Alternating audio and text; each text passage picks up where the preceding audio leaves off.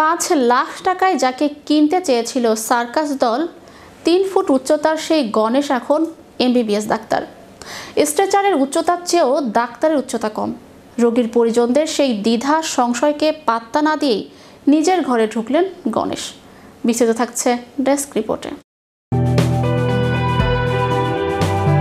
৫ লাখ টাকায় যাকে কিনতে চেয়েছিল সার্কাস দল, ৩ ফুট উচ্চতার সেই গণেশ এখন এমবিবিএস ডাক্তার। স্ট্রেচারের উচ্চতার চেয়েও ডাক্তারের উচ্চতা কম। রোগীর পরিজনদের সেই দ্বিধা সংশয়কে পাত্তা না দিয়েই নিজের ঘরে ঢুকলেন গণেশ। শার্টের উপরে হাসপাতালের চেনা সাদা অ্যাপ্রন, গলায় ঝুলছে স্টেথোস্কোপ, চোখে মুখে চাপা উত্তেজনা। গুজরাটের ভাবনগরের স্যার টি জেনারেল হাসপাতালের ট্রমা সেন্টারের রোগীকে নিয়ে স্ট্রেচার ঢুকতেই ছুটে গেলেন তিনি। নিজে রোগীকে দেখলেন না, দুজন ইন্টার্নকে প্রয়োজনীয় নির্দেশ দিয়ে দিলেন। তারপর ধীরে ধীরে নিজের ঘরের দিকে পা বাড়ালেন।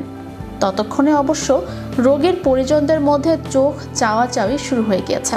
ডাক্তারের মাথা যে স্ট্রেচার পর্যন্ত পৌঁছাচ্ছেই না। স্ট্রেচারের উচ্চতার চেয়েও ডাক্তারের উচ্চতা কম।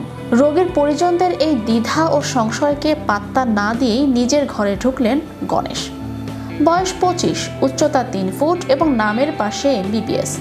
শরীরে 72% অক্ষমতা নিয়ে কিছুদিন আগেই এই ডিগ্রি লাভ করেছেন তিনি।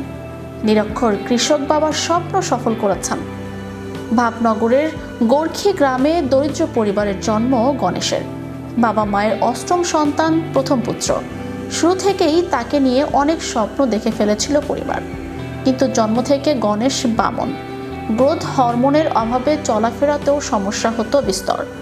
রোগ ধরা পড়ার পর তাকে ঘিরে পরিবারের আশা ভরসা নিভে এসেছিল, তবে ভালোবাসা কমেনি। ছোটবেলার কথা বলতে গিয়ে গণেশ জানান, 10 বছর বয়সে তাকে কিনে নিতে এসেছিলেন এক সার্কাস দলের কয়েকজন সদস্য। বাবাকে 5 লাখ টাকা দিতে চেয়েছিলেন তারা। জানিয়ে দিয়েছিলেন সার্কাস দলে কাজ ছাড়া গণেশের আর কোনো ভবিষ্যৎ নেই, আর কোনো ভবিষ্যৎ হতে পারে না। সেদিন সার্কাস দলকে বাড়ি থেকে তাড়িয়ে দিয়েছিলেন গণেশের বাবা। একমাত্র পুত্রকে হারানোর ভয় যেন জাঁকিয়ে বসেছিল। গণেশকে তিনি আর কাজ ছাড়া করতে চাননি। তাকে কোলে করে স্কুলে নিয়ে যেতেন দিদিরা, মাথায় চড়াতেন বাবা। সেই দিন থেকেই গণেশ বুঝে গিয়েছিলেন অক্ষমতাকে সঙ্গী করে আগামীর পথে হাঁটতে হবে তাকে।